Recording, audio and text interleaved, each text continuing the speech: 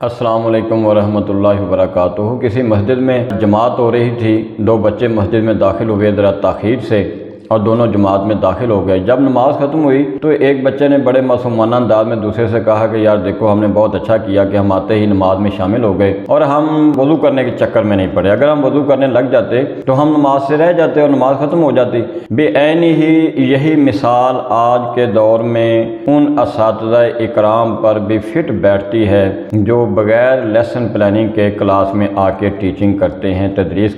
کرتے ہیں۔ دیکھیے، لیسن پلاننگ صرف یہ نہیں ہے کہ اپنے مضمون کو آپ اچھی طرح سے تیار کر کے آئیں، بچوں کے ممکنہ سوالات کے جوابات آپ تیار کر کے آئیں، یا کوئی آپ نے پریکٹیکل ایکٹیویٹی کروانی ہے تو آپ اس کو پریپیئر کر کے آئیں، بلکہ ان سب کے ساتھ ساتھ یہ بھی ضروری ہے کہ وہ تمام ٹیچر ان تمام موٹیویشنل ٹیکنیکس کی بھی تیاری کر کے آئیں جن کی مدد سے انہوں نے وہ لیسن بچوں کو کلاس میں پڑھانا، اس کی تدریس کروانی ہے، اس ٹاپک کا بچوں میں شوق پیدا کرنا ہے، انٹرسٹ پیدا کرنا ہے۔ کیونکہ دیکھیے، بہت سے ٹاپک ایسے ہو سکتے ہیں جب ہم بچوں کو پڑھاتے ہیں تو وہ ابتدائی طور پر بچوں کو اتنے دلچسپ نہیں لگتے اور وہ بچوں کے لیے غیر دلچسپ ثابت ہو سکتے ہیں۔ تو ان ٹاپکس کو دلچسپ بنانے کے لیے ٹیچر جو موٹیویشنل ٹیکنیکس یا کوئی اور ایسے طریقے اور کچھ ایسی چیزیں تیار کر کے آئیں گے جن کی مدد سے وہ بچوں کو وہ لیسن انتہائی دلچسپ انداز میں پڑھائیں گے، یہ ساری چیزیں بھی لیسن پلاننگ میں شامل ہیں۔ بعض اوقات ٹیچر کو اپنے ٹاپک اور اپنے لیسن کی تدریس کے بارے میں کسی سینئر ٹیچر سے مشاورت کرنی پڑ سکتی ہے، یہ بھی لیسن پلاننگ کا حصہ ہے۔ اور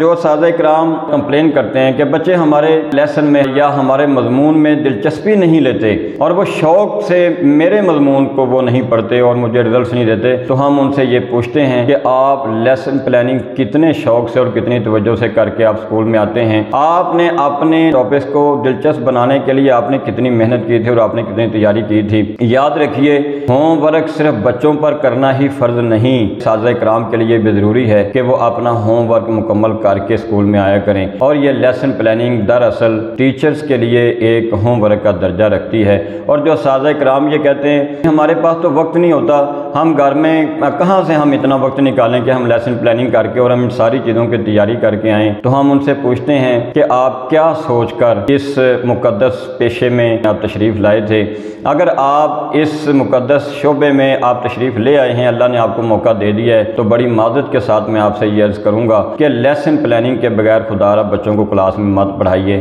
آپ تھوڑا وقت دیجئے، آپ زیادہ وقت دیجئے، لیکن آپ جتنی دلچسپی اور شوق سے اور اچھے طریقے سے آپ اپنا لیسن تیار کر کے لائیں گے، بچوں کے رزلٹس بھی اتنے ہی بہتر اور اتنے ہی اعلیٰ ہوں گے۔ السلام علیکم ورحمۃ اللہ وبرکاتہ۔